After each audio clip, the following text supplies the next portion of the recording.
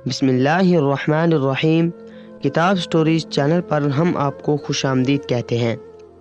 میں ایک news reporter ہوں اور اس وقت جس جگہ کھڑا ہوں اس کے بارے میں بات کرنا اور بتانا بھی رونگٹے کھڑے کر دینے کے مترادف ہے۔ یہاں ہر لمحے بمباری کی آواز سنائی دیتی ہے، کہیں دور سے دھواں نکلتا دکھائی دیتا ہے اور چیخوں کی آوازیں، تو ایسا لگتا ہے جیسے کوئی نارمل سی بات ہو۔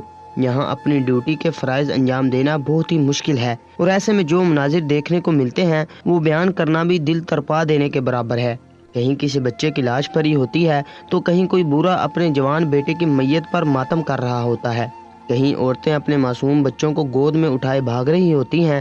نہیں معلوم کہ کب کہاں سے موت ہمارے سر پر نازل ہو۔ اپنے گھروں میں سکون سے بیٹھے رہنے والے لوگ شاید اس اذیت کو نہ سمجھ سکتے ہوں، لیکن یہاں آنے کے بعد میں ہر لمحے اس اذیت کو محسوس کر سکتا ہوں۔ لیکن ساتھ ہی کچھ ایسی بھی باتیں ہیں جو بالکل مختلف ہے، اور انہیں جان کر ایک عجیب سی خوشی کا احساس بھی ہوتا ہے۔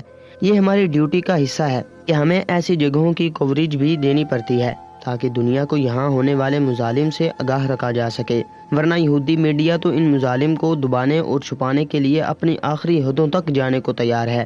بہت سی جگہیں تو ایسی بھی ہیں جہاں ہمیں رپورٹنگ کی بھی اجازت نہیں ہوتی، کیونکہ وہاں ہونے والے مظالم ایک الگ ہی قسم کی نوعیت رکھتے ہیں۔ ایسے ہی ایک دن رپورٹنگ کرتے ہوئے مجھے ایک اسرائیلی شخص ملا، اور جس بات کو دیکھ کر میرے قدم رکے تھے وہ اس کی آنکھوں میں موجود آنسو تھے، اور وہ فلسطینیوں کے دکھ پر رو رہا تھا۔ اس کے سامنے 2 فلسطینی بچے زخمی تھے اور وہ انہی کی مدد کرنے کی بھی کوشش کر رہا تھا، جبکہ ان کی ماں اس دنیا سے جا چکی تھی۔ میں نے حیرت سے اسے دیکھا اور پھر سوچا کہ اس سے بات کر کے دیکھتا ہوں، آخر اسے کس بات کا غم ہے۔ یہ تو اسرائیلی ہے، اسے تو خوش ہونا چاہیے کہ فلسطینی تڑپ رہے ہیں، لیکن اس سے بات کرنے پر جو کچھ مجھے پتا چلا وہ واقعی حیران کر دینے والا تھا۔ میں نے اس شخص سے بات کرنا شروع کی۔ اس نے بتایا کہ وہ یہودی تھا، لیکن اب نہیں ہے، اب وہ ایک مسلمان ہے، اور اس نے اپنا نام تبدیل کر کے ابراہیم رکھ لیا ہے۔ فلسطینیوں کے دکھ میں برابر کا شریک ہے، کیونکہ یہاں ہونے والے بہت سے ایسے معجزات اس نے اپنی آنکھوں سے دیکھے ہیں کہ جس کے بعد وہ اس بات پر ایمان لے آیا ہے کہ مسلمان صحیح اور حق کے راستے پر ہیں، اور مسجد اقصی کی حفاظت اور عزت ہی اس وقت کا سب سے بڑا مشن ہے۔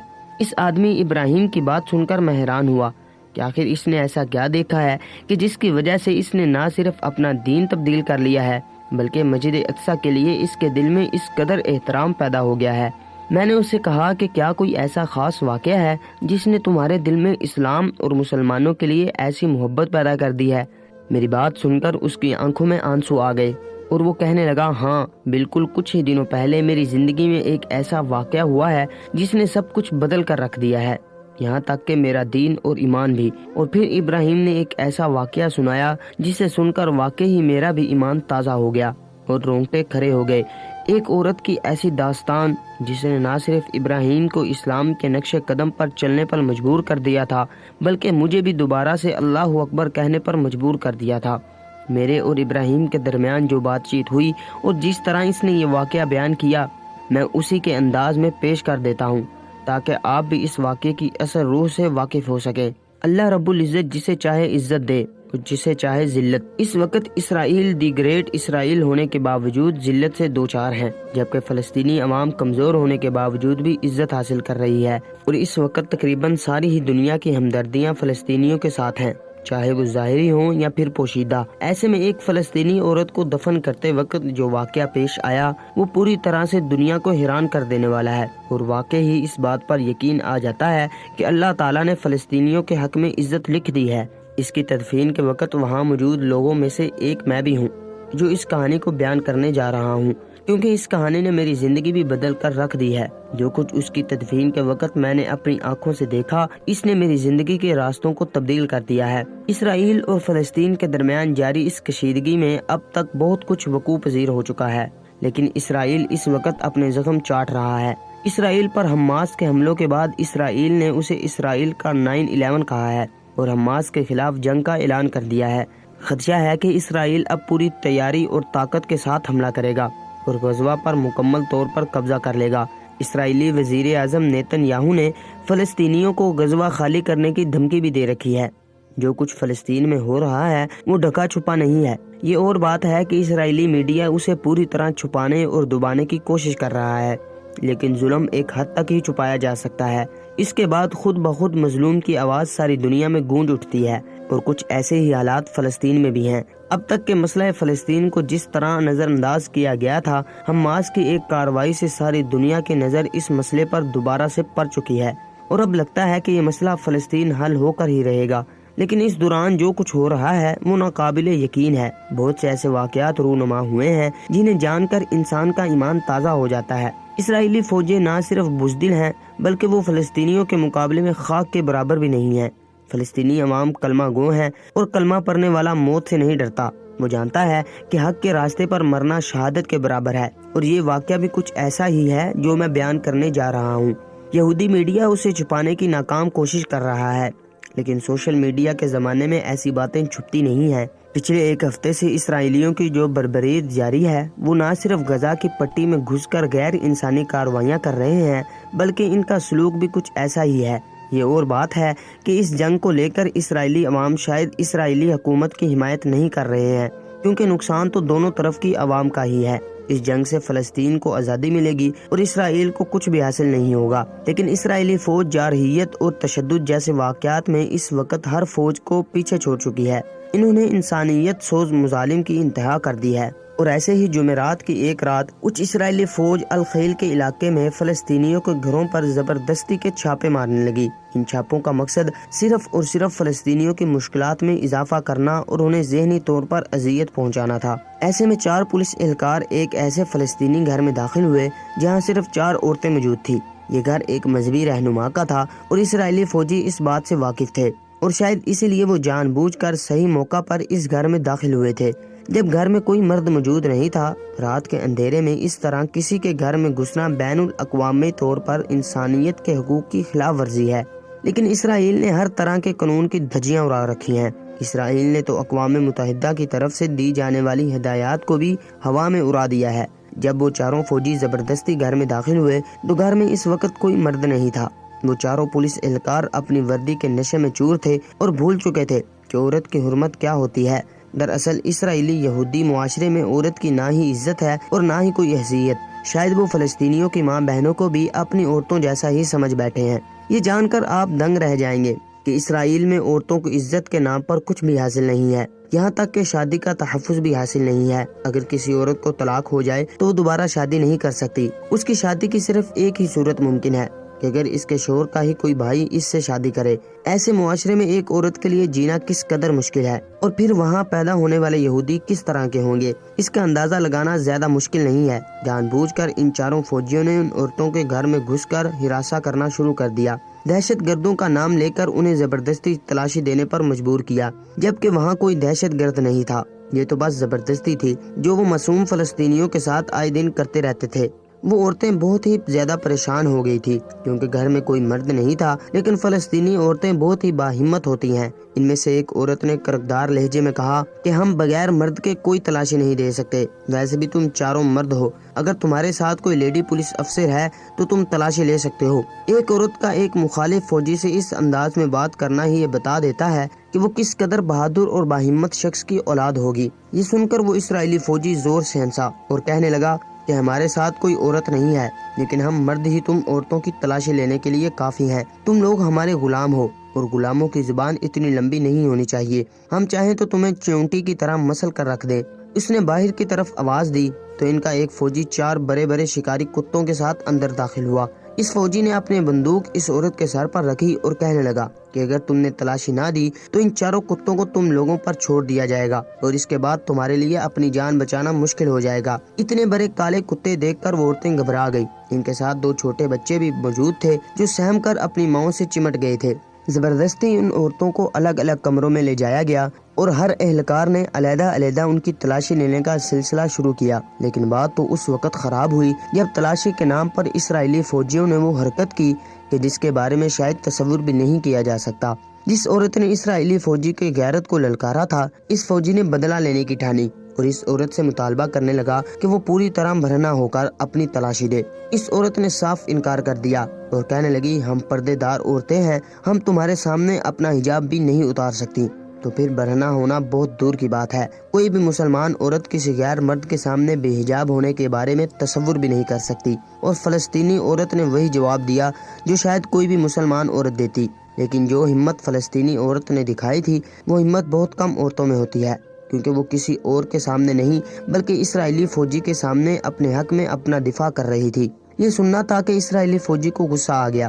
اس نے کالا کتا لے کر اس عورت کے قریب کیا اور کہنے لگا، اگر تم نے خود سے اپنے کپڑے اتار کر تلاشی نہ دی تو ابھی اور اسی وقت اس کتے کو تمہارے اوپر چھوڑ دوں گا، اور ساتھ ہی ان دونوں بچوں پر بھی۔ وہ عورت ایک چٹان کی طرح اپنی جگہ کھڑی رہی، اور یہ بات اسرائیلی فوجی کی انا پر کسی ضرب کی طرح لگی۔ اس نے آگے بڑھ کر خود زبردستی اس عورت کے لباس کو پھاڑنا شروع کر دیا۔ وہ عورت ایک لمبے چوڑے ہٹے کٹے مرد سے خود کو بچا تو نہیں سکتی تھی، البتہ جتنا حملہ وہ کر سکتی تھی اس نے اپنی ذات کو بچانے کے لیے کیا، یہاں تک کہ وہ بے حجاب ہونے لگی۔ فلسطینی عورتیں اپنے پردے کے معاملے میں بہت سخت ہیں۔ آپ چاہیں تو ان کی کوئی بھی ویڈیو یا تصویر اٹھا کر دیکھ سکتے ہیں، آپ کو زیادہ تر عورتیں پورے حجاب میں نظر آئیں گی۔ خاص کر کے درمیانی عمر کی اور بڑی عمر کی عورتیں تو حجاب کو ہی زندگی مانتی ہیں، کیونکہ اسے حجاب کے ساتھ ہی وہ مسجد اقصی کے تحفظ کے لیے کھڑی ہیں۔ ایسے میں جب اس عورت کے سر سے حجاب کھینچا گیا تو یہ بات اس سے برداشت نہ ہوئی، اور اس نے اسرائیلی فوجی پر حملہ کر دیا۔ یہ حملہ اتنا خطرناک تھا کہ وہ اسرائیلی فوجی اپنے پیروں پر کھڑا نہ ہو سکا اور لڑکھڑا کر گر گیا۔ جب بات عزت پر آئی تو اس عورت نے شیرنی کی طرح مقابلہ کیا۔ اس نے اپنے حجاب کو دوبارہ سے اپنے سر سے لپیٹا اور اس فوجی کو للکار کر کہنے لگی کہ تم مجھ سے میری زندگی تو لے سکتے ہو، لیکن میرا پردہ، میرا حجاب نہیں لے سکتے۔ یہ سننا تھا کہ اسرائیلی فوجی نے غصے میں آ کر اس عورت پر دہشت گرد ہونے کا الزام لگایا اور اسے کھینچتا ہوا اپنے ساتھ باہر کی جانب لے گیا۔ گھر کی باقی کی عورتیں چلانے لگی، وہ سب بھی تلاشی جیسے مراحل سے گزر رہی تھی، سبھی تکلیف میں مبتلا تھی، لیکن اس وقت انہیں بچانے والا کوئی نہیں تھا۔ وہ فوجی زبردستی اس عورت کو اپنے ساتھ سڑک پر گھسیٹتا ہوا اپنی گاڑی میں ڈالنے لگا۔ ان عورتوں نے اسے روکنے کی بہت کوشش کی، لیکن اس کے سر پر جنون سوار تھا۔ ایک فلسطینی عورت کے ہاتھوں اپنی بے عزتی اس کی برداشت سے باہر تھی۔ زبردستی اس فلسطینی عورت کو اپنی گاڑی میں ڈال کر لے گیا، اور اس عورت کے گھر والوں کو کچھ پتہ نہ چلا کہ وہ عورت کہاں ہے۔ وہ اسے ڈھونڈ ڈھونڈ کر تھک گئے۔ اس گھر کے مرد جو کسی کام سے دوسری جگہ گئے ہوئے تھے وہ بھی لوٹ آئے تھے۔ ہر طرف معلومات کی تھی، لیکن کچھ پتہ نہیں چل رہا تھا۔ اور پھر پورے 2 دن بعد جب اس یہودی فوجی کا غصہ کچھ ٹھنڈا ہو گیا تو اس نے اس عورت کو آزاد کر دیا، لیکن اس کی حالت بہت ہی خراب تھی۔ اگر وہ عورت کسی عام گھرانے سے ہوتی تو شاید اسے قتل کر دیا جاتا، لیکن وہ ایک مذہبی رہنما اور ایک مجاہد گھرانے سے تھی، اسی لیے اسے زندہ چھوڑ دیا گیا تھا، شاید اس لیے تاکہ اس کے ذریعے اس کے گھر والوں کے جذبات کو مجروح کیا جا سکے۔ البتہ اس عورت کی حالت قابل رحم تھی۔ اس کی ماں بہنوں نے اسے سنبھالا اور اس کا علاج شروع ہوا۔ ڈاکٹر نے بتایا کہ تشدد کے نام پر اس کے ساتھ بہت زیادہ بربریت کا سلوک کیا گیا ہے۔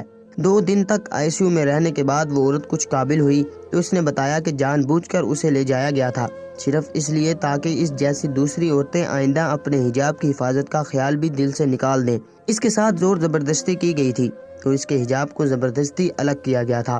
وہ عورت اس مشکل وقت میں بھی اس بات کو لے کر رو رہی تھی کہ اسے غیر مرد کے سامنے اپنا حجاب اتارنا پڑا۔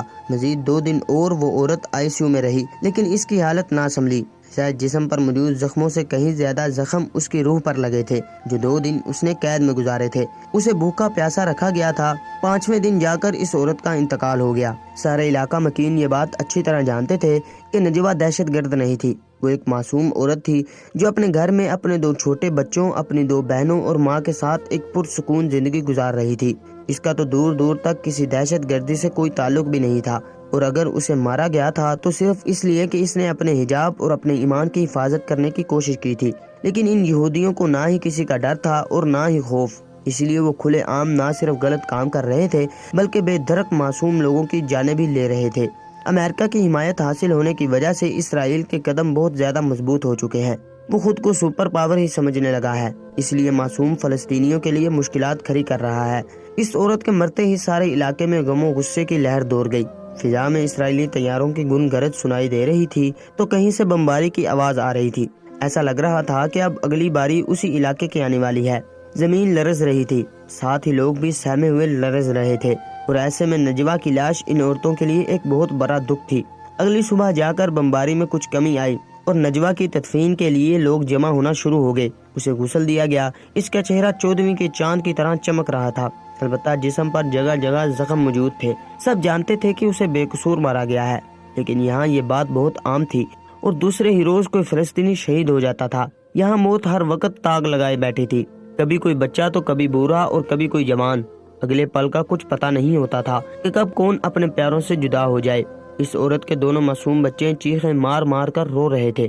ان کی اماں ان سے جدا ہو گئی تھی۔ اس عورت کے شوہر کی حالت بھی بہت خراب تھی، جو کسی ضروری کام سے گیا تھا اور واپسی پر اسے اس کی بیوی نہ ملی تھی۔ جو تشدد اس کی بیوی کے ساتھ کیا گیا تھا وہ انتہائی خوفناک تھا، لیکن پھر بھی اس کی بیوی کے چہرے پر ایک سکون تھا۔ شاید یہ سکون ایمان کی حالت پر مرنے کی وجہ سے نصیب ہوا تھا۔ ویسے تو سارا غزوہ ہی اس وقت قبرستان بنا ہوا تھا، لیکن پھر بھی اس عورت کو تدفین کے لیے قبرستان لے جایا گیا۔ کچھ اسرائیلی بھی وہاں موجود تھے۔ یہاں جگہ جگہ ناکے بندیاں لگی ہوئی تھی۔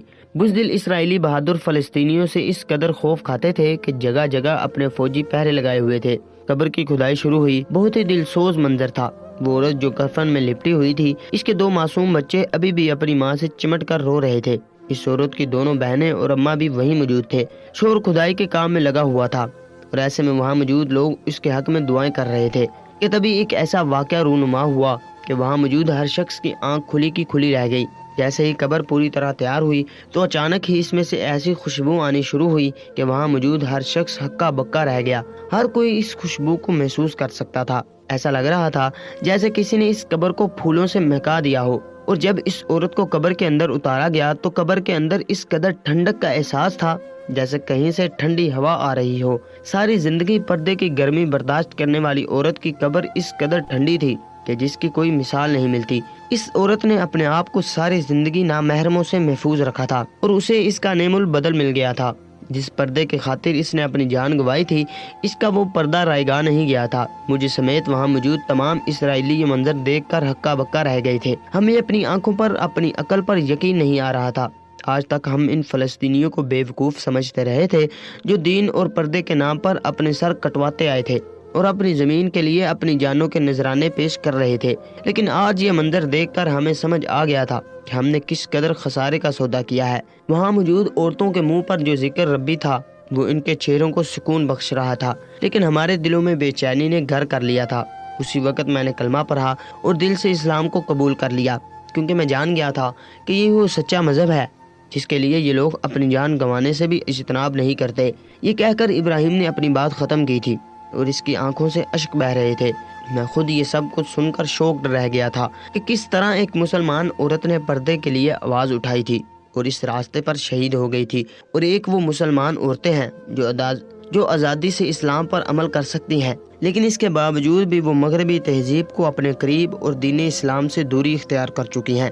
میں نے ابراہیم کو گلے لگایا اور اسے مسلمان ہونے پر مبارکباد دی اور چینل کے لیے اپنی رپورٹ تیار کرنے لگا۔ میرا ماننا ہے کہ اگر حماس اسرائیل پر حملہ نہ کرتا تو شاید مسئلہ فلسطین آج بھی دنیا کو نظر میں دوبارہ سر نہ اٹھاتا اور فلسطینی یوں ہی مظالم کا شکار ہوتے رہتے، لیکن حماس کے ایک قدم نے ساری دنیا کو اس طرف متوجہ کر لیا ہے اور یہی اس کی سب سے بڑی کامیابی ہے۔